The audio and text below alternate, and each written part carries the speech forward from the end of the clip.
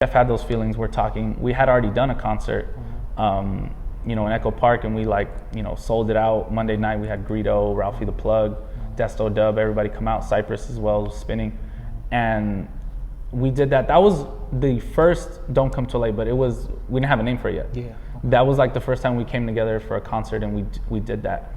And that created a vibe that like we went on to create again with the first Don't Come to LA.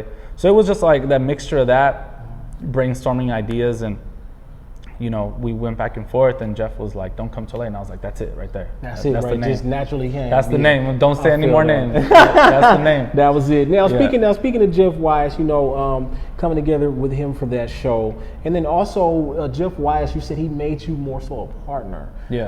Now, how was it connecting with Jeff Weiss, and you know, where did you begin to understand that you even got influenced by him?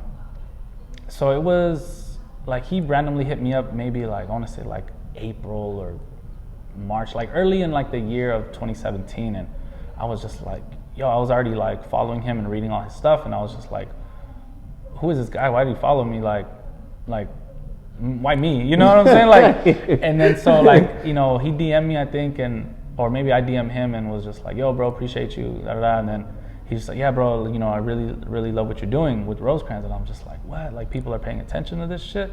Because up until that point, I felt like nobody was reading, but I didn't care. I knew where I was. I was still in the building aspect of it. You know what I'm saying? I wasn't trying to skip any steps. So, you know, he brought that up, and then I was actually doing events at the time. And so I'm thinking, like, the way my mind always works is like, how do I bring value to this person? You know what I'm saying? So I'm like, okay, he's killing it with the writing stuff. He obviously doesn't need any help there. You know, he's good on social media. I'm like, I'm doing a lot of events. Maybe I can help do an event for him and make it super simple, throw his name and logo on it, and do something dope, right? So I started to like have these conversations with them and be like, yo, like, you know, we should do like an event right now. There's a lot of dope artists in the city. He's like, yeah, bro, I'll be down with that. So we're like brainstorming, you know, artists and lineups and stuff like that back and forth. And, you know, it kind of goes stale or whatever, but, you know, we're on good terms. Yeah. Then I asked him to come in for an interview at my show on Dash Radio, Rosecrans Radio. And then he was like, cool, you know, we did it. Good show. It was awesome. Couldn't finally meeting him. And then as he's walking away, he's just like, hey, you still want to do that show that we're talking about? Yeah. I was like, yeah. And then he was like, yeah, I got an open date in August if you want to do it, like at the Echo, or at the Echo, was it? Yeah, it was the Echo. And then I was like, yeah, let's do it. He's like, all right, yeah, I'll hit you. And that was yeah. Wow, that's you crazy. know what I'm saying? It was so casual the way it happened. You actually reviewed Draco's Cold Devil project Yep. for Passion Weiss in 2018, and you credit yourself with being one of the first people to write about Draco.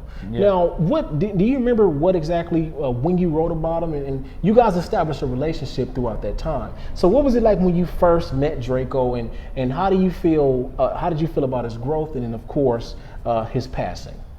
I think I first met him in 2017 at Rolling Loud in San Bernardino.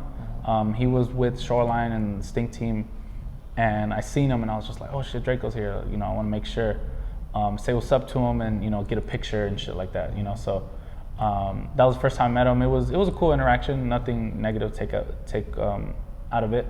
And then Cold Devil had just dropped, so That was a sick one too. yeah. So maybe like a few weeks later, Jeff asked me to write about Cold Devil. He's like, "Hey, you want to do Cold Devil?" And I was just like, "Yeah, for sure." So I reviewed it. It was incredible. I loved it, but I didn't necessarily know it was going to be like one of the albums to come out of LA or the West Coast that would be talked about for the next several years. You know what I'm saying? It's going to be talked about forever. And For the rest of R&B. Exactly. and to be like a classic album, you know what I'm saying? Or like, I don't know if Jeff would have chose me, maybe he would have done it himself, you know what I'm saying? Or I think maybe he wrote about it for like a bigger publication, but I wrote about it for Passion Weiss. So yeah, that was dope. And, you know, I got a lot of like acclaim for it.